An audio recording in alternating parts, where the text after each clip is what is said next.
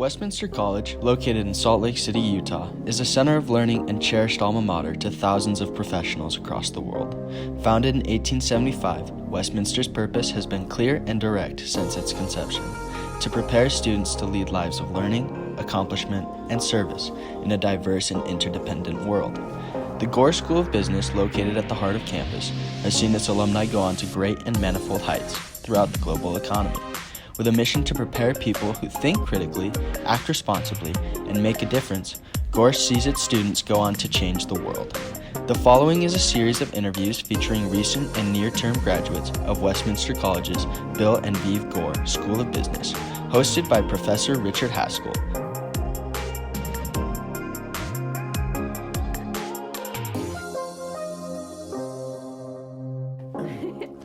So we're here today with Sarrah Connole, and Sarrah, thank you for joining us.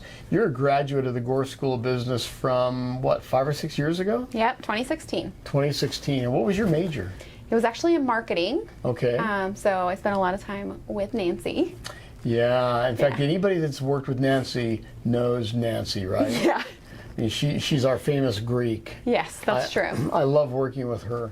You and I probably had an economics class together? And I think a general finance class. Got it, both. So you were you had the misfortune of having me in 2 courses. That's true. Wow, sorry about that. It's okay. So okay, well, you've gone on to do very well for yourself, but I want to first talk about your Westminster experience. Okay. So where are you from, and why did you choose to come to Westminster? Sure. So I'm actually born and raised here in Salt Lake City. I grew up in West Valley, went to Granger High. I had children very, very early, so actually a teen mom. Okay. And so I actually came to Westminster College in my early 30s. So very non-traditional student. Always was 10-ish years older than everybody else in my class. And I primarily came to Westminster College, 1, because it was local and I was working at the time. But 2, I had other options in the Salt Lake Valley and, you know, in the general like proximity. But I had a couple of friends that had come to Westminster, and they all had really great experiences and really touted like the small class sizes, the like connection that you make with your professors, and just kind of the general maybe like environment of learning here. So I was like really motivated to come here, and so that's why I applied and eventually came here. So you were a mom already? Yes. As you said, in your 30s, you were working. So you didn't have some of the social experience that the more traditional student would have. Correct. Yes. So I lived obviously not on campus. Yep. I would have been strange with 3 children. Yes. But so lived off campus. Primarily did probably about the first year and a half, almost all during evening classes after traditional working hours. I had to be a little bit creative for the last couple of semesters. But yeah, I tried to like integrate as much as I could in the programs where it made sense, but admittedly didn't have the traditional social like grabbing dinner with everyone experience. And the lacrosse games and all of those dances in the commons and that kind of stuff. Yes. Yeah.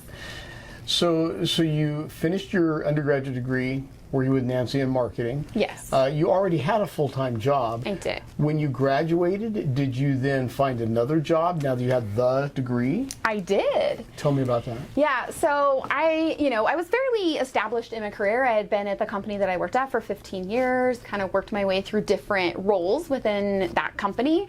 But I kind of had hit a ceiling, and I knew that in order for me to achieve the goals that I needed, the only way to do that was to come get a traditional education. Although I was very good at what I did, I kept like bumping up against like, well, you don't have a degree, the other candidates have a degree.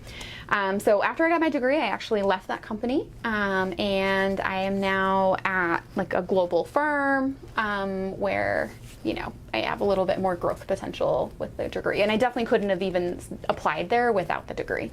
And you say a global firm. Are we comfortable saying the name of the firm? Yeah. Okay, so you work with Goldman Sachs. I do. So isn't Goldman Sachs the finance antichrist? I mean, let's be honest. It kind of is, yes. No, it's not. No, it's not. No. Goldman Sachs is a fascinating company. Yeah, it is definitely, you know, one of the largest investment banks in the world, and, you know, that opens me up to like some cool opportunities that I definitely wouldn't have had without the degree. You know, it's interesting. I work with mostly finance, accounting, and econ students at both the undergraduate and then the MBA level as well. And I think that many of them have opportunities to go to Goldman in various positions, but they sometimes wonder, do I really want to? Yeah. Because they hear the other things, and I say, are you out of your minds? Yeah. That's exactly where you need to go. The name on the resume is killer to begin with. That's true. And if you're willing to understand the process and the system and stay long enough to then be promotable, there's some really good opportunity there, and you're evidence of that. Yeah. I would say, here's kind of my take. Is Goldman Sachs very high-paced, high-intensity? You work with a lot of talented people, and that creates a little bit of pressure on yourself? Absolutely. Right? Like, it is not I would say, the easiest path. We primarily hire very motivated, talented, and I would say very diverse people. And I don't mean like culturally diverse, I mean like diverse in background. I have a marketing degree that is not a traditional finance degree. I didn't go to an internship there and then get hired. I came on as a lateral hire, and I have a marketing degree. So I could easily feel insecure against my peers and think like, oh, I don't have like the skill set, but my marketing degree is extremely useful there. I, get tapped by my peers, superiors, things like that, to kind of like look at PowerPoint decks, like how could I make this messaging better? And so through that, I'm able to kind of like show that skill set that I have. But also I have a peer that has a poli-sci degree and another peer that has a language degree, and all of these things, and I get to engage with them, see how they approach problem solving, see what their take is on things, and through that kind of collaborative experience that Goldman really touts, I'm able to not only progress my career, but like get these really cool skills and talents from my very talented and competitive peers, because you're more competitive with yourself. So I look across and I'm like, oh man, she's like really good at that. I better get better at that. Otherwise I'm not gonna compete with her, right? And so I compete with myself to match up to my peers. So sure, it can be competitive. Sure, it's high intensity. I'm not gonna lie about that. But it's really fun, and you get to meet a lot of cool people with a lot of different experiences. And if you like fast-paced problem solving and you don't wanna be bored, then it's a great place to come. Well, in finance and marketing, should be fast-paced and Yes. should be competitive. The firms that we all know about are both of those things, right? Agreed. Yeah. And the firms that we don't know about, well, maybe aren't those things. Agree. So you said that it may not be that much culturally diverse, but I find myself at your 222 South Main office once a month or so. I work with a program that is funded by the Goldman Foundation, so I'm there in that building sometimes. And I observe that at least half of the people that I deal with are females, and probably half of the people I deal with are also from other places, many of them far afield, other countries. Definitely. And I didn't mean to imply that it's not diverse. Okay. I just meant like, in addition to all of, I would say, like your normal kind of diversity categories. Got it. Absolutely. But in addition to that, like we intentionally hire people that aren't just finance majors. Right. Even if I had people from all over the world, all across the gender spectrum, all across like all of these, I would say, typical diversity categories, but they all had a finance degree, we would still not be able to solve problems very well. So intentionally we go out and seek out people, hey, you have an engineering degree. I think that you could add a ton of value. Come to us and let's think about how do we reverse engineer this? How do we correctly engineer this, right? Whether or not you understand some of the like finance terms, we can teach a lot of people that. In fact, I think what you guys look for are people that can learn. Yes. So, we talk about this issue of diversity, and it's a big deal, right? Yeah. We have ESG going through our finance and investment systems, and diversity is rightfully important to us. I love that you're talking about diversity of thought and diversity of preparation rather than just the diversity that can be viewed externally. Because too often, when we talk about diversity, it's only that which can be observed externally. Agree. And that's maybe the less important part of it. Yeah, I agree. I mean, I think that diversity and like life experience helps us a lot more than, checking a box, or like you're saying, like a visually identifiable like diversity category. Granted, we have amazing programs that cover all of that. You know, Goldman has Women's Network, Latinx Network, APAC Network, all of these different networks, and they create an environment of inclusiveness, and they try to create connections between other people, particularly because we import a lot of people from across the country, across the world into Salt Lake. I am kind of a rarity of like born and raised in Salt Lake and work in the Salt Lake office. We bring interns in every year, we bring campus hires. So we use those to kind of create like more personal connections for the people that move here. But I think that like in the sense of problem solving, it's more of the diversity of thought, the diversity of life experience. Also having somebody that's fresh out of college and somebody that's 5 years into the job and somebody that's 10 years into the job, because we all learn different things in college, right? So the kids coming out, I shouldn't say that. The younger generation coming out right now, they all know. That dates you just as badly as calling them kids. You know, they all know R and they all know Python. And those are not required courses when I went to school, right? And you were like, oh, if you knew Excel, like that was the basis, right? So just the way that they attempt problem solving is very different because they immediately come out with these Power BI solutions that maybe aren't as fresh in my mind because it isn't something that I was trained in school. Right. So you finished your undergraduate degree. Yes. You then upgraded your job. Yes. What did you start doing when you went to Goldman? What are you doing now, and what's the track look like between then and now? Yeah, so I started at Goldman Sachs as, I would say, like a team lead. It's called senior associate for those Goldman people. So I joined to lead a team that was fairly small, just like a handful, 5, 6 people, and also work through building an invoicing platform for a piece of our business that's electronic trading. So that's kind of like what I joined for. I am now a vice president at Goldman Sachs, and I lead all of Salt Lake City for an entire department, so more like 40 people, and you know, all of the strategy that comes along with that as well. Well, good for you. Hey.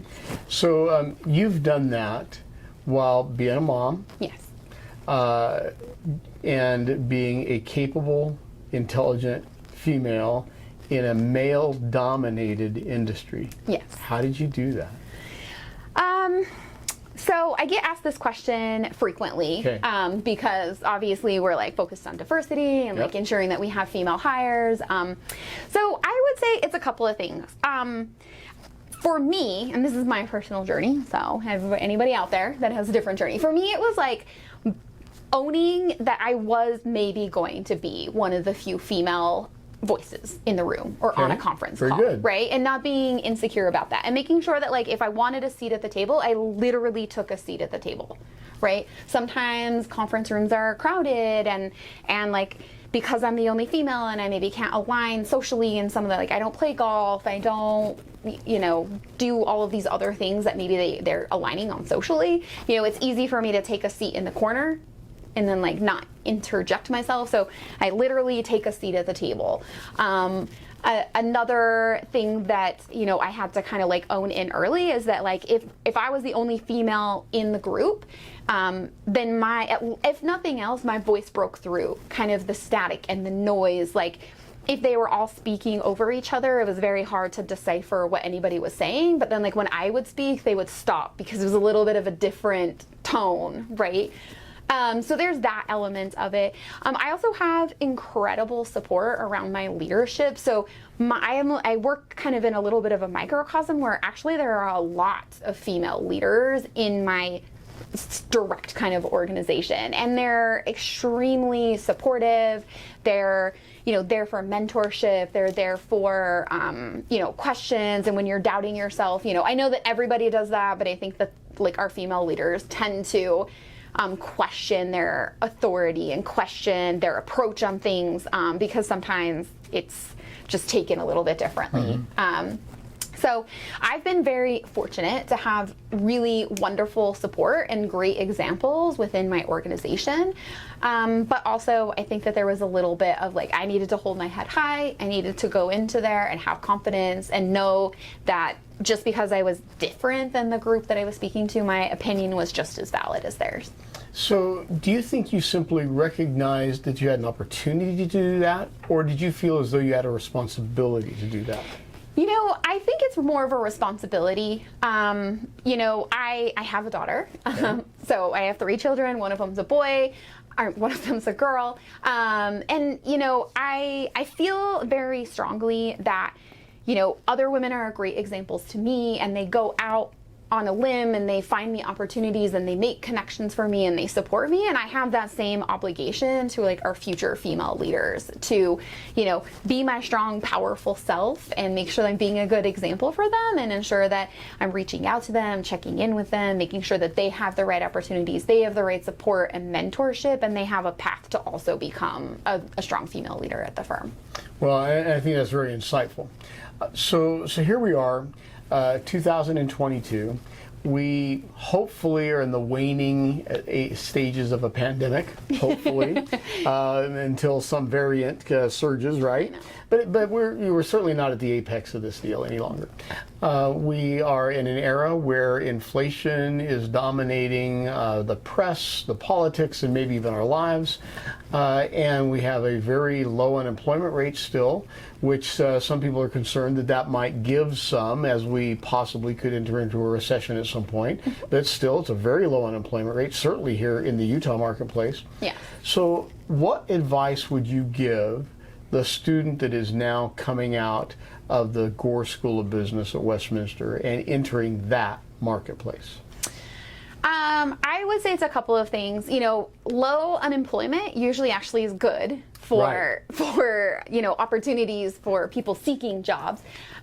So if we're going to continue in a low unemployment environment, then I would say, you know, reach out to connections. I know that there's a lot more of us that are Westminster alumni, and we are at big firms, and we are more than happy to help our fellow alum on board. So I would say make connections that way. I would also say, you know, interview at a couple of places. Find the right fit for yourself. In an environment of low unemployment, you don't have to take the first opportunity, right? You have a little bit of power in it. You can negotiate your salary a little bit more. You can ensure that you have the right fit for you and your life and your path forward. So that's my general advice. Maybe that's not great for the hiring managers, but I think that, you know, coming out right now is actually really, really advantageous for those that are just graduating. I feel really bad for those in like 2020, right? When nobody was hiring, nobody was doing interviews. It was very difficult for new grads to find a job. I think that's kind of power dynamic has shifted a little bit right now. Well, but even that was very temporary. Agreed. That was conditional. Right. Couple months, 6 months, you know, and then we all started hiring again. When in those 6 months, everything had gone off the cliff. Right. Yeah. I mean, you couldn't get a burger, let alone a job. Exactly. Well, it's great to spend some time with you. The last time you and I spoke, I think, was on a Zoom or over the phone, and you were saying that you needed to find additional people in your unit in the company. I do. Do you still? Yes, we are always looking for new talent. I can't remember a time at the firm where we didn't have open roles. And the firm's very good at teaching people, like you said. One of the biggest skills that I need is somebody that's teachable. That I would say, if you were the type of child that was like, why do we do this? And then your mom told you the answer and you're like, but why do we do it that way? But why? That's going to be a great fit for us, because that's what we want. Good. It's like, why are we doing that? Could we do it this other way? What would happen then?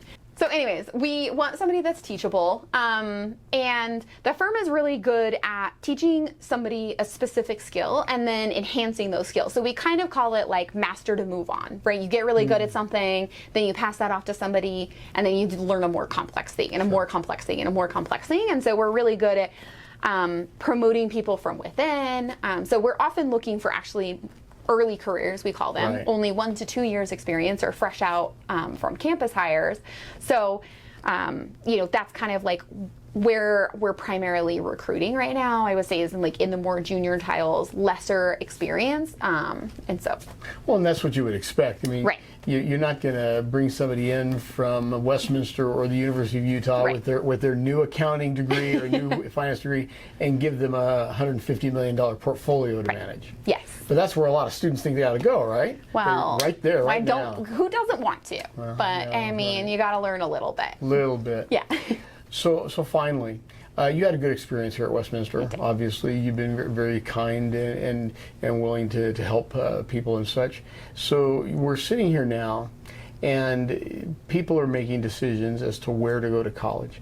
We have some great universities in the state. The University of Utah, BYU, Utah State, Utah Valley University, Weaver State. I mean, these are great institutions, and there are many others as well. We have one of the strongest, largest community college systems in the country in Salt Lake Community College. And we have Westminster College, which is about this big, but that punches way above its weight. Yes. What would you say to someone making a decision as to where to go to college and why a Westminster might be a good solution for them? And not just a Westminster, why this Westminster? Definitely. So, this is my experience. I think that the reason that I chose Westminster over, say, the University of Utah, which is very close proximity-wise, that had a very similar degree, portfolio, things like that, was the small class size and this type of connection, right? No diss to University of Utah, but I have plenty of friends that have degrees from there, and they don't have a personal relationship with any of their professors, right? They were one of hundreds in these auditorium classes, and you either did well, got tutoring, or didn't do well, right? Those were kind of the three. And here was a much more personalized experience. I knew my advisor, right? Personally, they knew what my challenges were with being a single mom and coming to the school in my later years, and how do I navigate this while also having a full-time job. And so I felt like it was a very personalized experience through advising, through actually being in the classes. And there were opportunities, and I think you might have been one of them, where I had to say, hey, this class is actually during my working schedule. I will come to 85% of the classes, but we're going to have to, figure something out. And that was something that I was able to do, I think, only because I was able to establish a reputation and a connection and have that. So for me, I think the main driver was the small class size and then the quality of the education. The Westminster degree actually goes really far, especially in the Salt Lake Valley, with, people know that this is a high quality institution and you're getting very one-to-one education and very one-to-one contact. And so people coming out of here are, very high performing individuals, in my point of view. Well, obviously I think that as well, but you would expect me to, right? Right. So I love that even though it had been 5 or 6 years since you'd been in one of my classes, that you knew you could pick up the phone, or maybe it was email, I think email. And reach out and expect that you could ask something of me, and I would know immediately who you were. And that's a byproduct of what you're talking about. Exactly. And that's part of what I love about this place. And as I have opportunities to speak to others like yourself, they all say some of the same thing. It's the scale, the connections, the ability to have personal relationships and to learn through those things. Yes. Well, thank you for spending time with me today. You're absolutely delightful. And I'm so happy that you've done so well in such a competitive environment. That does not come easily. So hats off to you. Thank you.